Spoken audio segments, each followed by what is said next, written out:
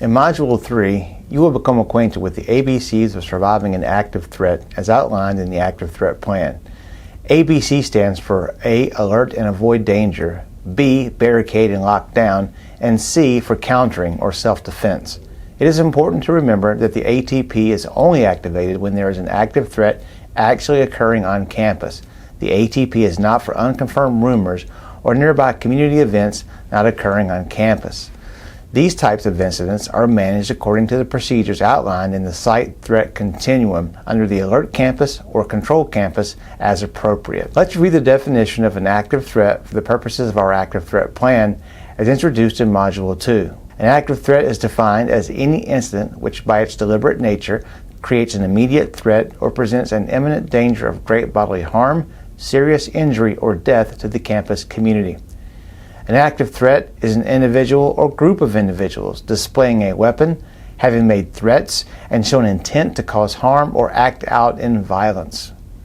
A weapon is defined as a firearm, knife, or any other instrument that can cause bodily harm, injury, or death.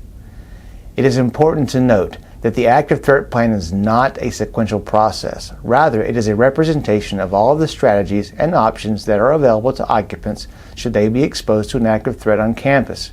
The ATP may be initiated by anyone recognizing that there is a violent intruder on campus. The activation of the ATP must be activated immediately upon recognition of a threat. There cannot be a delay. Everyone on campus is empowered to activate the ATP. Any delays will prolong law enforcement engagement and may result in more victimization.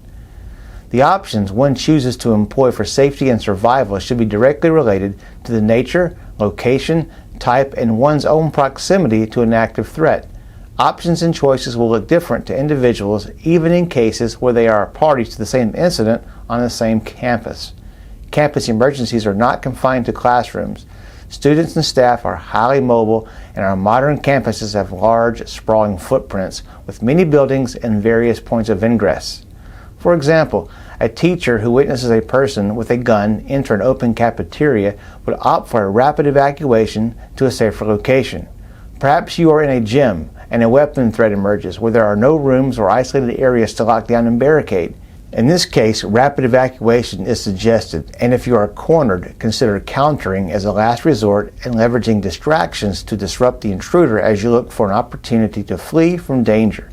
Another teacher during the same incident who is located inside a classroom with 30 students in an adjoining hallway may not have a path for a safe evacuation and is already in a relatively safe location.